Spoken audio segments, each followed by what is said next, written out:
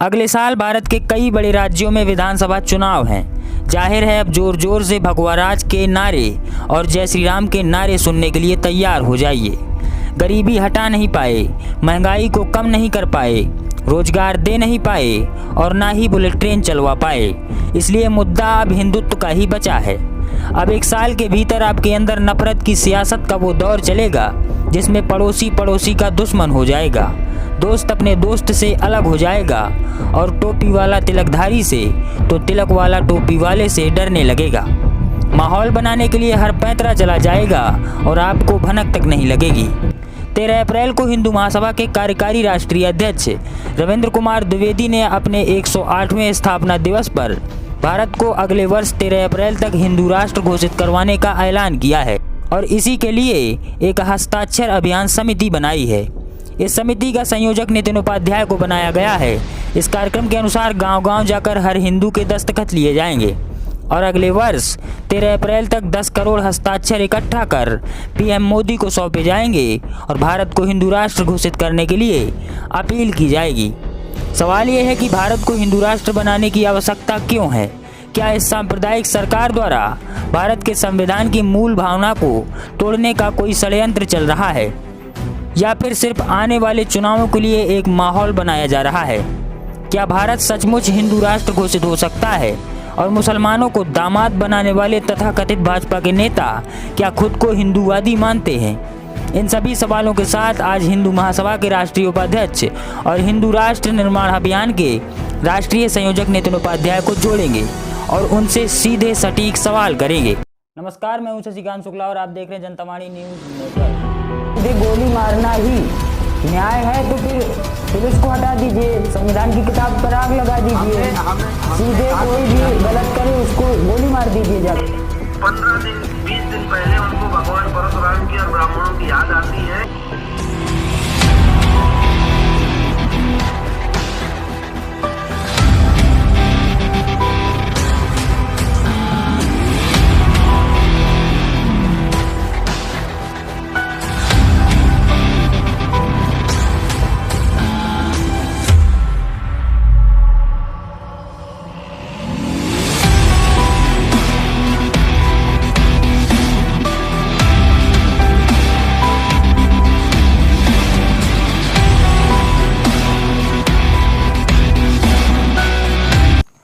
नमस्कार, मैं हूं शशिकांत शुक्ला और आप देख रहे हैं जनता वाणी न्यूज नेटवर्क का खास कार्यक्रम पूछता है इंडिया। आज काफ़ी दिनों बाद हमारा यह कार्यक्रम चैनल पर आ रहा है। सभी दर्शकों को बहुत बहुत धन्यवाद, आप लोगों ने हमारे चैनल को बहुत प्यार दिया है। तो आज का हमारा मुद्दा यही है, क्यों भारत को हिंदू राष्ट्र बनाना है। पिछले काफ़ी दिनों से आपने देखा रामनवमी, हनुमान जयंती पर कुछ लोगों ने पत्थरबाजी की मस्जिदों से, वो मामला चलता रहा। उसके पहले दूसरा कोई मामला चलता रहा। हिंदू मुसलमान का हर हाल में यहाँ पर देश में हमारे मुद्दा, किसी भी मुद्दे पर हिंदू मुसलमान को घुसेड़ दिया जाता है। और अब एक नया शुरू हुआ है, एक नई चीज़ शुरू कर दी गई है भारत को हिंदू राष्ट्र घोषित कराने के लिए। कानपुर में राम महोत्सव में साध्वी ऋतंभरा ने ऐलान किया हिंदू राष्ट्र बनाने का। उसके बाद 13 अप्रैल को हिंदू महासभा का जो स्थापना दिवस मनाया गया 108वां, उसमें कार्यकारी राष्ट्रीय अध्यक्ष रविंद्र कुमार द्विवेदी ने ऐलान किया है कि भारत को हम अगले अपने स्थापना दिवस पर हिंदू राष्ट्र घोषित करेंगे और इसके लिए नितिन उपाध्याय को जिम्मेदारी दी है। नितिन उपाध्याय पूरे देश में घूम घूम करके इस चीज़ का प्रचार भी कर रहे हैं। भारत को हिंदू राष्ट्र आखिर क्यों बनाना है? क्या लोकतंत्र से भारत को नहीं चलाया जा पा रहा है? क्या लोकतंत्र भारत के लिए पर्याप्त नहीं है? और जो लोकतंत्र लाखों भारतीयों के बलिदान के बाद, जो संविधान लाखों भारतीयों के बलिदान के बाद और उस वक्त के भारत के सबसे बड़े नेताओं की सहमति से जो संविधान बनाया गया, क्या उस संविधान से देश को चलाना ठीक नहीं लग रहा? आज इसी मुद्दे पर हम चर्चा करेंगे। नितिन उपाध्याय हमारे साथ सीधे मुंबई से जुड़े हुए हैं। नितिन जी, बहुत बहुत स्वागत है आपका सबसे पहले तो जनता वाणी पर, और बहुत दिनों बाद आप हमारे चैनल पर आ रहे हैं। क्या वजह रही, बीच में क्या काम हो गए ऐसे? जय हिंदू राष्ट्र। क्या वजह हो गई बीच में? आप बिल्कुल भी, हमने आपसे कांटेक्ट करने का बहुत प्रयास किया, लेकिन हमें सिर्फ खबरें आती रहीं कि हिंदू महासभा के कार्यक्रमों में आप जाने लगे, उसके बाद में आपको राष्ट्रीय उपाध्यक्ष बना दिया गया और अब आप हिंदू राष्ट्र हस्ताक्षर अभियान, जो अभियान चलाया जा रहा है, उसके राष्ट्रीय संयोजक बन गए हैं और पूरे देश में घूम रहे हैं। तो क्या कार्यक्रम आपका है? सबसे पहले तो ये बताइए कि हिंदू राष्ट्र का जो ये आपका कार्यक्रम है क्या है, देश की जनता को बताइए। सर, हमारा हिंदू महासभा का स्थापना दिवस 13 अप्रैल 2022 को जंतर मंतर में मनाया गया था और वहां से हमारे कार्यकारी राष्ट्रीय अध्यक्ष आदरणीय रविंद्र द्विवेदी जी ने भारत को हिंदू राष्ट्र बनाने के लिए और घोषित करने के लिए एक संकल्प और एक बीड़ा और एक उठाया है, जिसका उन्होंने एक हस्ताक्षर अभियान के माध्यम से 1 साल का समय निर्धारित किया है और उस संकल्प को हम 1 साल के अंदर पूरा करेंगे। आने वाले 109वें स्थापना दिवस पे रामलीला मैदान में आदरणीय नरेंद्र मोदी जी को 10 करोड़ हस्ताक्षरों का ज्ञापन देंगे और वो मुख्य अतिथि रहेंगे। हमने 13 अप्रैल 2022 को ही उनको निमंत्रण भेज दिया है मोदी जी को, और वहां से रामलीला मैदान से हम उनसे आग्रह और निवेदन करेंगे कि भारत को हिंदू राष्ट्र घोषित किया जाए। और उसी कार्य के लिए मुझे अपना हिंदू महासभा का राष्ट्रीय संयोजक बनाया गया है और मैं पूरे देश में अपने हिंदू भाइयों को जगाने की कोशिश कर रहा हूं। हमारे देश में 100 करोड़ की आबादी है और उस 100 करोड़ का 10% मांग रहे हैं, 10% हस्ताक्षर, लेकिन हमारा लक्ष्य 1 साल का नहीं 8 महीने का है और 8 महीने में हम हस्ताक्षर कंप्लीट कर लेंगे और 10 करोड़ से ज्यादा करेंगे, क्योंकि जिस तरह पूरे देश से सपोर्ट और सहयोग मिल रहा है, चाहे वो गुजरात हो, चाहे वो आंध्रा हो, चाहे तमिल हो, चाहे बिहार हो, हम समझ गए आपका सभी जगह हमारा आपका कार्यक्रम क्या है, हम समझ गए सर। मुझे सबसे पहले आप ये बताइए कि भारत को हिंदू राष्ट्र क्यों बनाना है, क्यों बनाना है भारत को हिंदू राष्ट्र? हाँ, आपका बहुत अच्छा प्रश्न है। भारत को हिंदू राष्ट्र बनाना नहीं है, भारत हिंदू राष्ट्र पहले से था, आज से नहीं है। देखिए, जब भगवान राम का जन्म हुआ तब भी भारत हिंदू राष्ट्र था, जब भगवान कृष्ण का जन्म हुआ तब भी भारत हिंदू राष्ट्र था, जब मुगलों ने आक्रमण किया तब भी भारत हिंदू राष्ट्र था, और जब अंग्रेजों ने आक्रमण किया तब भी भारत हिंदू राष्ट्र था। लेकिन जब हमको अंग्रेजों से स्वतंत्रता प्राप्त हुई, सन 1947 में अंग्रेज भारत छोड़कर गए, उस समय के नेताओं ने, जब हमारे देश का विभाजन हुआ और एक समुदाय ने एक अलग देश की मांग की और पाकिस्तान बना दिया गया, उसको इस्लामिक राष्ट्र घोषित किया गया। लेकिन उस समय पर भारत को हिंदू राष्ट्र लीगल तरीके से घोषित नहीं किया गया, और जब से लेकर आज तक हिंदू महासभा इस अभियान में लगी है और भारत को हिंदू राष्ट्र घोषित हमको कराना है। हम कोई नई मांग नहीं है, लोकतंत्र से भारत हिंदुओं को तो पहले से था और आज भी लोकतंत्र से देश को चलाने में जो ये वर्तमान का संविधान है और जो लोकतंत्र भारत में स्थापित है, जो पिछले 80 सालों से देश में चला आ रहा है, उस लोकतंत्र के हिसाब से देश को चलाने में, जुडिशरी के हिसाब से चलाने में कहाँ समस्या आ रही है, कहाँ लग रहा है आपको कि प्रॉब्लम आ रही है कोई, तो हमको भारत को अब हिंदू राष्ट्र घोषित करना है, क्या ऐसा क्या आपको सूझा है? देखिए, भारत के लोकतंत्र का हम सम्मान करते हैं और भारत का लोकतंत्र बाबा साहब भीमराव अंबेडकर जी ने बनाया था, लेकिन हमारी 70 सालों की सरकारों ने बाबा साहब भीमराव अंबेडकर साहब के जो लोकतंत्र में संशोधन किए हैं। बाबा साहब भीमराव अंबेडकर भी चाहते थे भारत हिंदू राष्ट्र बने, वीर सावरकर भी चाहते थे भारत हिंदू राष्ट्र घोषित हो। बाबा साहब अंबेडकर साहब ने कहीं पर भी अपने संविधान में ऐसा जिक्र नहीं किया कि भारत हिंदू राष्ट्र घोषित नहीं हो, और इन सरकारों ने रातों रात जो संविधान में परिवर्तन किए, इसके लिए हम बाबा साहब भीमराव अंबेडकर का आज भी संविधान मानते हैं। ये जो सांप्रदायिक शब्द है, ये 1971 में वहां की तत्कालीन प्रधानमंत्री माननीय इंदिरा गांधी जी ने रातों रात में सांप्रदायिक शब्द, और ये शब्द अगर हट जाता है तो भारत हिंदू राष्ट्र वैसे ही हो जाएगा। सांप्रदायिक शब्द नहीं है, वो धर्मनिरपेक्षता शब्द है। धर्मनिरपेक्ष, सॉरी आपका आवाज स्लो आ रहा है सर, वो सेकुलरिज्म कहते हैं उसको, और इंदिरा गांधी ने उसको संविधान में लागू किया था, प्रस्तावना में जोड़ा था। संविधान की प्रस्तावना में धर्मनिरपेक्ष शब्द 1971 में जोड़ा गया है, उसके पहले क्या नहीं प्रॉब्लम हो गई? धर्मनिरपेक्ष 1947 में संविधान लागू हुआ, बाबा साहब ने कहाँ लिखा है धर्मनिरपेक्ष शब्द? आप बताइए पूरे संविधान अगर में। हमारा भारत धर्मनिरपेक्ष हो गया तो उसमें कहाँ प्रॉब्लम हो गई, क्या समस्या हो गई? बड़ा अच्छा क्वेश्चन है। आप धर्मनिरपेक्ष का मतलब समझते हैं? धर्मनिरपेक्ष का मतलब होता है जो किसी धर्म को ना माने। सही बोल रहा हूं ना मैं? बोलिए बोलिए। मैं सही बोल रहा हूं ना कि जो किसी धर्म को ना माने? आज हमारे देश में हिंदू, मुस्लिम, सिख, ईसाई चारों रहते हैं और सभी अपने धर्मों को मानते हैं। धर्मनिरपेक्ष का मतलब है जो धर्म को नहीं मानता, जो धर्म को नहीं मानता यानी अधर्मी है। तो ये अधर्मियों का देश थोड़ी है, ये तो इंदिरा गांधी ने अधर्मियों का देश बनाया है और हम उसको वापस अपना भारत, देखिए भारत हिंदू राष्ट्र हमारे देश का एक ताज है। हम कोई भीख नहीं मांग रहे हैं, कोई नई चीज नहीं मांग रहे हैं, जो पहले से था उसको संविधान में लीगल तरीके से घोषित किया जाए, बस। सर क्या लगता है आपको, नहीं मुझे आप ही बताइए, क्या लगता है आपको कि सर आवाज आपकी स्लो आ रही है। हेलो, हाँ बोलिए। अब आ रही है मेरी आवाज? हाँ जी। आप क्या लगता है आपको कि भारत में जो वर्तमान में मुद्दे हैं, चाहे वो महंगाई का मुद्दा हो, चाहे वो बेरोजगारी का मुद्दा हो, गरीबी का मुद्दा हो, विकास का मुद्दा हो, इस समय भारत का मुख्य उद्देश्य विकास होना चाहिए, तो क्या लगता है आपको कि ये मुद्दे आवश्यक नहीं है क्या? हिंदू राष्ट्र का मुद्दा आवश्यक है क्या? और अगर इस गरीबी में, इस बेरोजगारी में और ऐसी महंगाई में जहां इंसान शरबत पीने के लिए नींबू नहीं खरीद पा रहा है, उस भारत को हिंदू राष्ट्र बना के क्या हासिल कर लेंगे आप? क्या लगता है आपको? आप मुझको बताइए कि ये महंगाई, गरीबी और ये बेरोजगारी तो 70 सालों से चली आ रही, कोई नई नहीं है कि आज ही पैदा हो गई है और आज की सरकार ने ही पैदा कर दिया है गरीबी और महंगाई नाम की बीमारी। ये तो कितने वर्षों से चली आ रही है और आप लोग इसी चीज को हमेशा से दिखाते आ रहे हैं। बराबर है, अच्छी बात है, सरकार अगर गलत करती है उसकी आप आलोचना करिए, हम उसमें कोई वो नहीं है।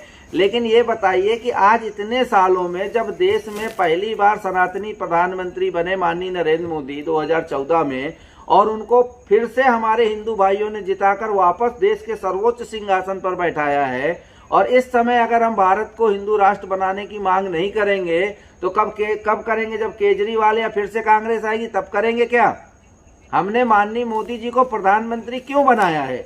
हमने मोदी जी को प्रधानमंत्री इसीलिए बनाया है कि जो 70 सालों में कांग्रेस नहीं कर पाई है, राम मंदिर नहीं बनवा पाई, 370 नहीं हटा पाई, 3 तलाक कानून नहीं ला पाई।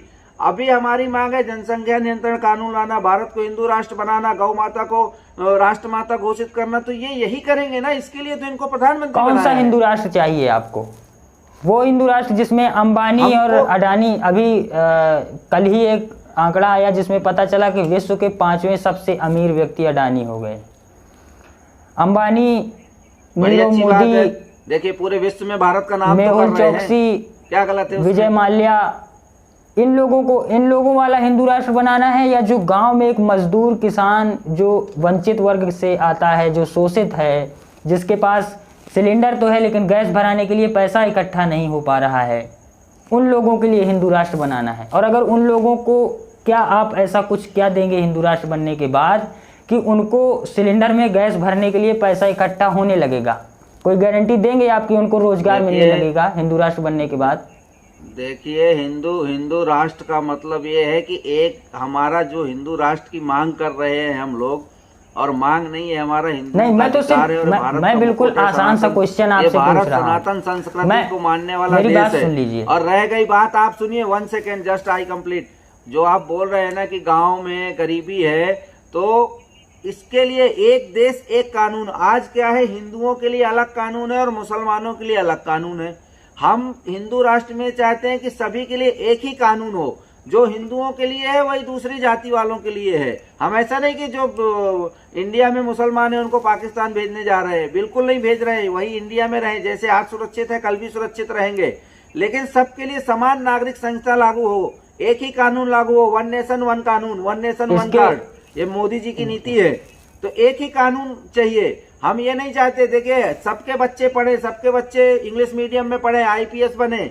मदरसों में पढ़ के कोई आईपीएस नहीं बना है। इंग्लिश मीडियम में पढ़ेगा, हिंदी मीडियम में पढ़ेगा तो ही आईपीएस बनेगा। तो स्कूलों में जाए, सभी सब्जेक्टों की शिक्षा लें। और रह गई बात कि जिसको उर्दू पढ़ना है वो उर्दू पढ़े, जिसको संस्कृत पढ़ना हो संस्कृत पढ़े। मैं बड़ा आसान सा क्वेश्चन आपसे पूछ रहा हूँ कि अभी जो करोड़ों लोगों को एक झोला मिल रहा है और उसमें आपके मोदी जी की फोटो बनी हुई है, और उसमें लोगों को, मोदी जी हमारे नहीं सबके हैं, वो आपके भी मोदी जी हैं, देश के प्रधानमंत्री है, 140 करोड़। चलिए ठीक है, भारत के प्रधानमंत्री नरेंद्र मोदी की तस्वीर बनी है उस झोले में, और राशन मिल रहा है, तो क्या हिंदू राष्ट्र के बाद कुछ ऐसा नहीं होगा कि जिन लोगों को राशन मिल रहा है उनको नौकरी दे दी जाए तो वो खुद राशन खरीद करके खा पाएं, मोदी जी को अपनी फोटो लगा के झोला ना देना पड़े? कुछ ऐसा नहीं होगा हिंदू राष्ट्र के बाद? देखिए, ये कोई भी सरकार आए और कोई भी सरकार कोई भी योजना चलाती है तो चाहे वो देश के प्रधानमंत्री हो या प्रदेश के मुख्यमंत्री हो, अपना फोटो जरूर लगाते हैं।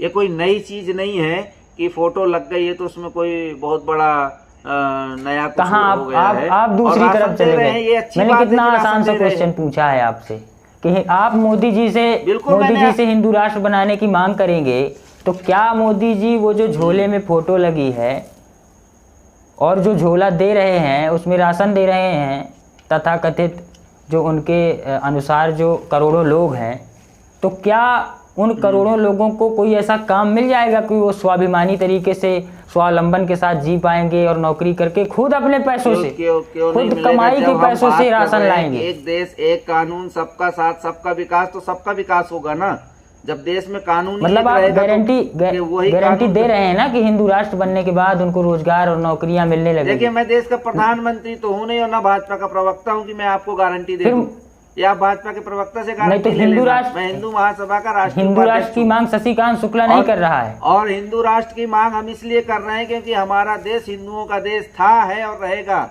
ये नई मांग नहीं है। हिंदू महासभा 108 साल मतलब मुसलमानों का, और आपको बता दूं कि पहले भी हिंदू राष्ट्र था, कोई आज थोड़ी है कि कोई नई मांग है। हिंदुओं के अलावा और किसी का ये देश नहीं है, मुसलमानों का ये देश नहीं है, ईसाइयों का ये देश नहीं है। भगा देंगे क्या उनको सर? देखिए, मैंने आपको अभी पहले बताया कि जितने मुसलमान और ईसाई आज देश में सुरक्षित हैं, इसी प्रकार आगे भी सुरक्षित रहेंगे। अब रह गई बात, आपका प्रश्न है कि ये मुसलमानों का देश नहीं है, तो मुसलमान यहाँ जो है ना आए हैं बाहर से। आपको मालूम होगा कि मुसलमान यहाँ पहले नहीं थे। जब राम का जन्म हुआ इस भारत में तब मुसलमान नहीं थे। जब भगवान कृष्ण का जन्म हुआ तब भी देश में मुसलमान नहीं थे।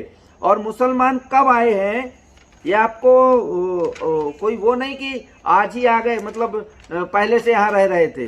मुसलमान यहाँ लाए गए हैं,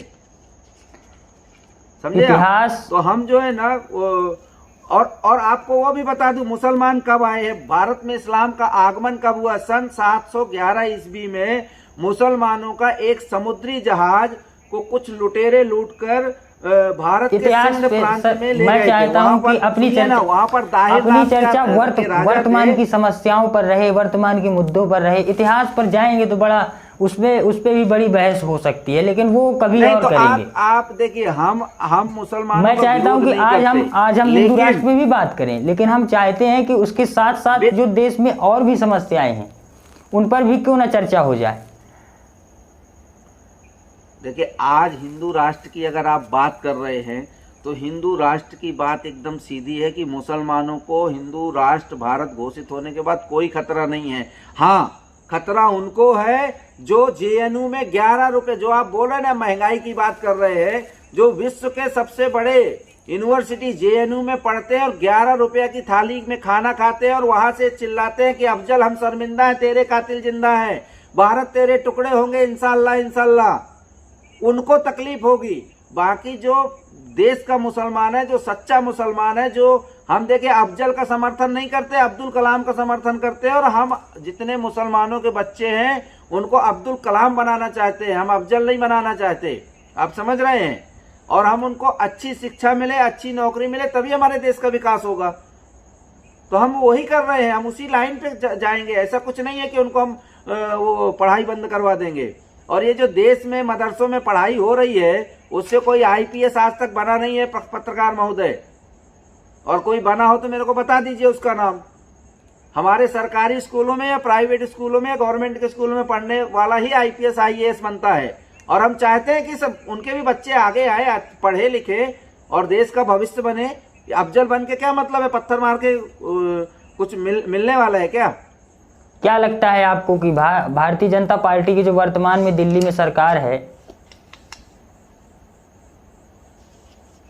वर्तमान में जो भारतीय जनता पार्टी की सरकार है दिल्ली में, भारत में पूरे देश में जो सरकार मोदी सरकार है, वो सरकार आपकी ये मांग को पूरा करेगी?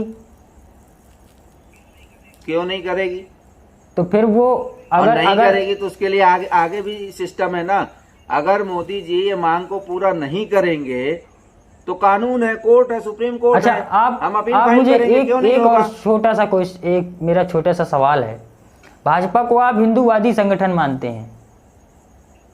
बिल्कुल। इसीलिए आपने कई बाइट्स में भी कहा है, कई मीडिया चैनलों के सामने, कि ये सरकार बड़े दिनों बाद के सनातनी सरकार आई है हमारे देश में, इसलिए हम हिंदू राष्ट्र की मांग कर रहे हैं। मतलब आप मानते हैं कि ये हिंदूवादी हैं। तो ये ऐसे लोगों को आप हिंदूवादी मानते हैं कि मतलब उनकी खुद की बच्चियां मुसलमानों के घर में शादी करके गई हैं, तो ऐसे लोग मतलब हिंदूवाद के अंतर्गत आते हैं? चाहे सुब्रमण्यम स्वामी हो या कोई गुप्ता हैं, वो आपके संगठन के राष्ट्रीय पद पर रह चुके हैं, उनकी बच्ची है, और देश के प्रवीण तोगड़िया हैं, अशोक सिंघल हैं, मैं कई लोगों के बारे में पढ़ रहा था। ये देश के बड़े हिंदूवादी नेता हैं। और सुब्रमण्यम स्वामी तो भाजपा के बहुत बड़े नेता हैं, राष्ट्रीय नेता हैं, और एक बड़ी पहचान वाले नेता हैं। उनकी खुद की सगी भतीजी। कमेंट नहीं करूंगा, ये भाजपा वालों से आप पूछ लेना। और रह गई बात कि हिंदू महासभा जो लव जिहाद चल रहा है ना, उसके लिए भी तो मतलब ये लव जिहाद के अंतर्गत आता है ना? सुब्रमण्यम स्वामी की जो भतीजी मुसलमान के साथ शादी कर ली, किसी की बेटी या बहन के मामले में बहुत सारी लड़कियां हैं कि अगर वो मुसलमानों के साथ शादी हुई तो बहुत सारी हिंदुओं के साथ भी हुई है, बराबर है। तो वो उसमें आप मत जाइए, मतलब मुसलमान मुद्दे की बात करिए कि भारत को हिंदू राष्ट्र हमको क्यों चाहिए, उसका जवाब दूंगा। वो किसकी लड़की किसके साथ चली गई, किसकी लड़की किसके साथ चली गई, उससे क्या लेना? तो फिर वो नहीं, मैं तो हो गया, आगे कानून में तो मतलब आपको लगता है ना कि ऐसे लोग भी हिंदूवादी हैं अपने देश के, जो अपने आप को हिंदूवादी कहते हैं, लेकिन अपनी सगी भतीजी को नहीं रोक पाए मुसलमान से शादी करने के लिए? अब देखिए, वो उनका पर्सनल मैटर है। आपको मैंने बताया कि मैं भाजपा का प्रवक्ता नहीं हूं, मैं हिंदू महासभा का राष्ट्रीय संयोजक हूं, हस्ताक्षर अभियान समिति का। तो आप उससे रिलेटेड मेरे से क्वेश्चन करिए, और ये पर्सनल मैटर ना आप सुब्रमण्यम स्वामी को फोन करके पूछ लेना, वो आपको बता देंगे। कई मीडिया चैनलों ने उनसे पूछा है, लेकिन वो बताया नहीं। घरेलू मैटर में मैं कोई स्टेटमेंट नहीं देता। हमारा देश हिंदुस्तान हिंदू राष्ट्र था, है और रहेगा, और इसी के लिए हम लोग कार्य कर रहे हैं। उसके बारे में जो पूछना है सर, एक छोटा सा क्वेश्चन है। हिंदू महासभा आपकी जानकारी के लिए सुनिए ना, आपकी जानकारी के लिए एक चीज और बता दूं कि जब भारत और पाकिस्तान का बंटवारा हुआ था, आप बोल रहे थे इतिहास में मत जाओ, चलो ज्यादा लंबा नहीं जाता, 1947 में ही बताता हूं कि जब भारत और पाकिस्तान का बंटवारा हुआ था, उस समय 44 लाख हिंदू और सिखों ने पाकिस्तान में रह रहे थे, क्योंकि उनके पहले से घर थे वहां पर। और 1947 में 44 लाख थे। आज की तारीख में टिल डेट पे वहां पर सिर्फ 25 लाख। गलत जानकारी है आपको। क्या वहां बच्चे पैदा नहीं होते? गलत जानकारी है। मैं आपको देखिए, गलत व्हाट्सएप से पढ़ करके गलत अफवाहें मत फैलाइए सर। व्हाट्सएप से नहीं, आप सर्च करिए, आप मैं आपको सीधे मैं आपको बता दे रहा हूँ कि आज पाकिस्तान की आबादी 20 करोड़ है। मेरी बात आप सुन लीजिए। 2% हिंदू है वहां पर, 2%। 20 करोड़ का 2% कितना हुआ? 20 लाख हुआ। मैंने तो 5 ज्यादा बता दिया। आप मेरी सुनेंगे तब ना। मैं ये कह रहा हूँ, आगे सुनो, आगे पूरी तो कंप्लीट कर लेना, तो फिर मैं सुनूंगा। बोलिए। 1947 में भारत की जनसंख्या 33 करोड़ थी, 39 करोड़ सॉरी, बराबर है। और यहाँ पर ना बंटवारे में के बाद ना 39 करोड़ में से 6 करोड़ पाकिस्तान और बांग्लादेश चले गए थे, बाकी इंडिया में थे, बराबर। आज देखो यहाँ पर मुसलमान कितने % बढ़ गए हैं, उस समय कितने थे और आज कितने हैं। तो यहाँ पर बढ़ रहे हैं, वहां पर घट रहे हैं। तो क्या पाकिस्तान में हिंदुओं का क्या हुआ? कहाँ चले गए? उनके भी बच्चे नहीं पैदा हुए, वो कम होने लगे। पाकिस्तान की जो हिंदुओं वाली बात है, उसके बारे में मैंने बड़ा गहराई से अध्ययन किया हुआ है, और मैं अपने दर्शकों से भी बताता हूं कि व्हाट्सएप यूनिवर्सिटी से बाहर निकलिए और वास्तविक जो जानकारियां हैं उनको ही शेयर करिए। आज़ादी के वक्त की जो बात की जाती है, उस समय बांग्लादेश भी पाकिस्तान का ही हिस्सा माना जाता था, और उस वक्त जो कहा जाता है 3 करोड़ पाकिस्तान गए थे, 6 करोड़ लोग टोटल गए। उस वक्त जो व्हाट्सएप की जानकारी नहीं, आपको रियल जानकारी है। और आप जनगणना में देख लीजिए, पाकिस्तान जनगणना डालिए, पाकिस्तान और 1947 की और आज की। पाकिस्तान और बांग्लादेश दोनों में मिलाकर के जो हिंदुओं की बात कही जाती है कि इतने हिंदू थे, वो हिंदू वास्तव में उतने % ही थे। लेकिन वो पाकिस्तान और बांग्लादेश दोनों को मिला करके थे। उसके बाद जब पाकिस्तान और बांग्लादेश बंट गए तो उसके बाद 1.5% हिंदू पाकिस्तान की जनसंख्या में बचे थे। आज पाकिस्तान की जनसंख्या में लगभग 1.5% हिंदू ही हैं, तो वो ना घटे हैं ना बढ़े हैं। ये बात सच है। तो वो बढ़े ये नहीं क्या? आप मेरे को बताइए, भारत में 3.5 करोड़ मुसलमान थे बंटवारे के वक्त, और आज 20 करोड़ हो गए। कहां से हो गए? आप लोग मुझे एक बात बताइए, भारत की तुलना आप पाकिस्तान से क्यों करने लगते हैं? हम इसलिए कर रहे हैं कि चीन से क्यों नहीं करते आप आज भारत पूरे की तुलना? देश में आपको ये बताने का एक ही तात्पर्य है कि अगर पूरे देश में कहीं भी हिंदू प्रताड़ित होता है तो वो हिंदुस्तान आता है, बराबर है। और क्योंकि ये हिंदू राष्ट्र है, चलिए इस बात को खत्म करते हैं। मैं अगली क्वेश्चन पे आता हूँ, क्योंकि टाइम पता नहीं चलेगा, बहुत जल्दी निकल जाएगा। मुझे आप ये बताइए, नहीं हमारे पास पूरा टाइम है, आप मुझे आप ये बताइए, 2014 आप कह रहे हैं कि 2014 से सनातनी सरकार आई है देश में, हिंदू महासभा अब तक क्या कर रही थी? क्या अब तक आपको विश्वास नहीं था कि ये देश ये हिंदूवादी सरकार है? अब आप हिंदू राष्ट्र की मांग कर रहे हैं जब अगले साल चुनाव है देश के कई राज्यों में, तो क्यों ना कहें हम कि आप माहौल बना रहे हैं?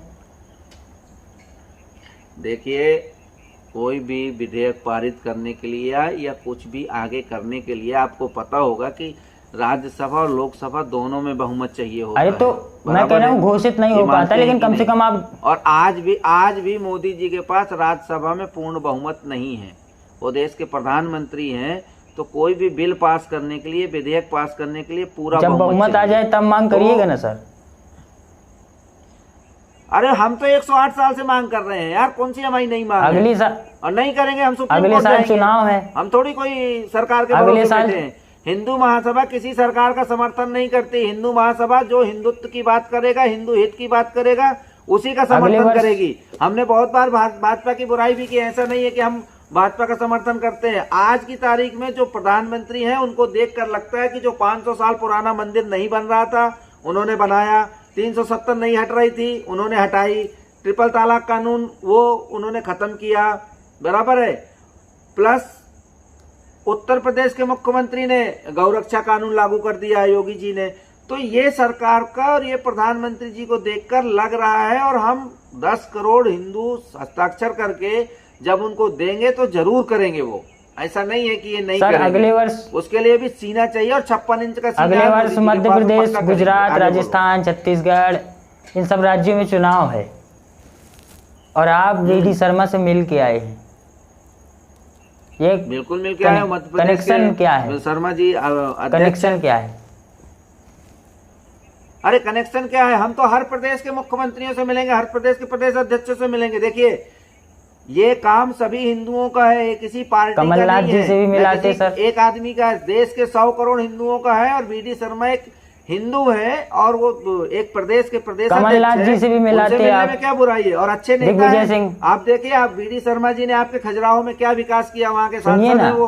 तो एक मैं सांसद से और एक प्रदेश अध्यक्ष से मिलने गया था, मैं टिकट मांगने नहीं गया। कमलनाथ जी से मिलाते। आपके जैसा मेरा काम नहीं है कि समाजवादी का झंडा भी लगा लेता हूँ, कांग्रेस का भी लगा लेता हूँ, और केजरीवाल का भी लगा लेता हूँ। तो मेरा ऐसा नहीं है मैं केजरीवाल से भी मिलने जाऊंगा, क्योंकि वो भी है तो हिंदू ना, वो भले काम उल्टे करता है। तो हम तो सबका सहयोग चाह रहे हैं। हमको 100 करोड़ हिंदुओं को साथ चाहिए, 10 करोड़ तो हमारा टारगेट है। कमलनाथ से भी मिलाते सर, दिग्विजय सिंह से भी मुलाकात हो जाती। बिल्कुल, वो मिला ही नहीं। अब क्या करें, अपॉइंटमेंट नहीं दिया, वो इतनी भी दिग्विजय सिंह से मिल लेते। मिलने को तो हम राहुल गांधी से भी मिल रहे हैं, लेकिन मिलना तो चाहिए ना दिग्विजय सिंह। देखिए, मिलने को तो मैं राहुल गांधी से भी मिल लूं, लेकिन राहुल गांधी जी जो हैं आपके राष्ट्रीय अध्यक्ष या जो भी पार्टी के हैं महासचिव, अब आप जानते हैं, उनको खाली संसद में बैठ के आंख मारना आता है, और वो सीधे सीधे बोलते हैं कि मैं फला फला फला गांधी हूं, मैं सावरकर नहीं हूं। तो वो सावरकर कभी जिंदगी में बन भी नहीं सकते, ना उनकी लायकी है उस सावरकर बनने की। मैं बुराई नहीं करना चाहता। तो देखिए, वो अलग टाइप के, मतलब उनका दिमाग ही अलग है। और देखिए उनके उसमें अध्यक्ष में कांग्रेस कहां से कहां उन्होंने पहुंचा दी है, कितना अच्छा विकास हुआ है। आप क्या पूरी देश की जनता देख रही है। तो हम लोग ऐसे नहीं, हम सबसे मिलेंगे, और पूरे देश के 100 करोड़ हिंदुओं से मिलेंगे, और सबके हस्ताक्षर लेंगे। 10 करोड़ टारगेट है, 20, 25, 30 भी हो सकता है, उसमें कोई इशू नहीं है। चलिए सर, अंतिम क्वेश्चन है मेरा, लास्ट क्वेश्चन है कि आपका आगे क्या प्रोग्राम है हिंदू महासभा का की जो ये समिति आपकी है, हिंदू राष्ट्र निर्माण हस्ताक्षर अभियान समिति, देखिए इस समय पूरे रुक देश जाइए, में इस समिति का आगे क्या प्लान है और कहाँ तक आप पहुँच चुके हैं और कहाँ तक पहुँचने की आपको आशा है? क्योंकि आपका जो टारगेट है वो बहुत बड़ा है, कोई छोटा टारगेट नहीं है। 10 करोड़ हस्ताक्षर लेना अपने देश में कोई छोटी चीज़ नहीं है। तो मतलब क्या लगता है आपको कि आप इसमें सफल हो पाएंगे और जो आपने सोच के रखा है उसमें आप कहाँ तक सफल हो पाएंगे? ये आपको बिल्कुल सही प्रश्न पे आप आए हैं। देखिए, हिंदू महासभा ने 13 अप्रैल को इसकी घोषणा की थी और मुझको संयोजक बनाया था और 13 तारीख से ही मैंने इस विषय में कार्य करना चालू कर दिया। आज देश के कम से कम 10 से 12 राज्यों में हस्ताक्षर अभियान पूरी गति से चालू है। चाहे वो गुजरात हो, चाहे वो पश्चिम बंगाल हो, चाहे उड़ीसा हो, चाहे आंध्रा हो, और लगातार हमारे राष्ट्रीय अध्यक्ष आदरणीय रविंद्र द्विवेदी जी, मेरे साथी मितेश पटेल जी और मैं खुद मध्य प्रदेश, उत्तर प्रदेश, हर जगह जा रहा हूँ। और सिर्फ 1 साल हमको यही कार्य करना है। इसी काम के सिलसिले में हर प्रदेश में हम एक प्रदेश संयोजक नियुक्त कर रहे हैं। वो प्रदेश संयोजक पूरे प्रदेश में जितने जिले में उसमें जिले संयोजक नियुक्त करेगा। जिले वाले तहसील और तहसील वाले गांव में करेंगे और एक ग्रामीण लेवल से कार्य हम स्टार्ट कर रहे हैं। और देश के बहुत सारे साधु महात्मा जो हमारे पीठाधीश्वर हैं, सबका आशीर्वाद ले रहे हैं। अभी मैं उज्जैन में बाबा बम्बरनाथ का आशीर्वाद लेकर आया और वहाँ पर भैयू जी यादव महेंद्र जी को मध्य प्रदेश का प्रदेश संयोजक बनाया है। राजस्थान में निहारिका शर्मा जी को राजस्थान की है, उनको 4 प्रदेश का प्रभारी बनाया है। हमने उड़ीसा में भी प्रदेश संयोजक नियुक्त किया है। तो आपके उत्तर प्रदेश में भी अभी प्रदेश संयोजक नियुक्त नहीं हुआ, लेकिन आपके बुंदेलखंड प्रभारी नवीन उपाध्याय और बांदा जिला के संयोजक सत्यम मिश्रा जी करके है। ऐसे हमने हर जगह चालू कर दिए हैं और बहुत स्पीड में कार्य हो रहा है। और सबसे बड़ी खुशी की बात आपको बताऊं कि इस काम को जो आप बोल रहे हैं बहुत बड़ा है। ये काम सामने से हिंदू फोन कर रहे हैं मुझको और हमसे वो PDF लेके खुद अपने पैसे से जेरॉक्स निकाल के और उस कार्य में लगे हुए हैं। तो देश में आज लाखों हिंदू इसी काम में लग गए हैं। एक अकेला नितिन उपाध्याय या रविंद्र द्विवेदी या मितेश पटेल नहीं लगे हैं। देश के लाखों हिंदू ये काम कर रहे हैं और आज हम 1 लाख से ऊपर हमने हस्ताक्षर करवा भी लिए हैं। और आशा है कि हम जो है ना ये 8 महीने के अंदर पूरा कर लेंगे। 10 करोड़ कोई बड़ी बात नहीं है, 100 करोड़ का देश है।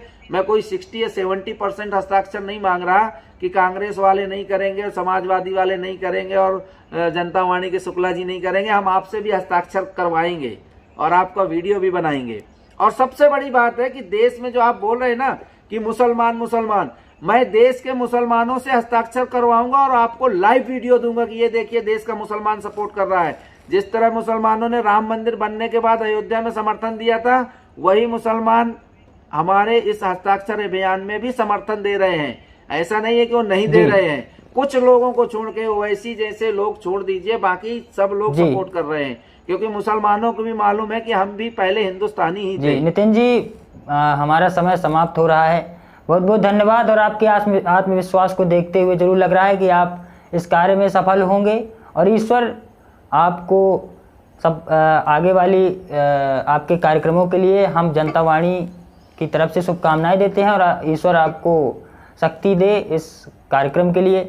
बहुत बहुत धन्यवाद, आप हमारे इस कार्यक्रम से जुड़े। आप जय श्री राम, जय हिंदू राष्ट्र। तो सभी दर्शकों का बहुत बहुत धन्यवाद जो इस कार्यक्रम से जुड़े हुए हैं। सभी से एक अनुरोध है कि चैनल को सब्सक्राइब कर दीजिए और फेसबुक पेज को लाइक कर दीजिए। इस कार्यक्रम से जुड़ने के लिए आप सभी का धन्यवाद। नमस्कार, जय हिंद। नमस्कार, मैं हूं शशिकांत शुक्ला और आप देख रहे हैं जनता वाणी न्यूज नेटवर्क। यदि गोली मारना ही न्याय है तो फिर पुलिस को हटा दीजिए, संविधान की किताब पर आग लगा दीजिए, सीधे कोई भी गलत करे उसको गोली मार दीजिए। जब 15 दिन 20 दिन पहले उनको भगवान परशुराम की और ब्राह्मणों की याद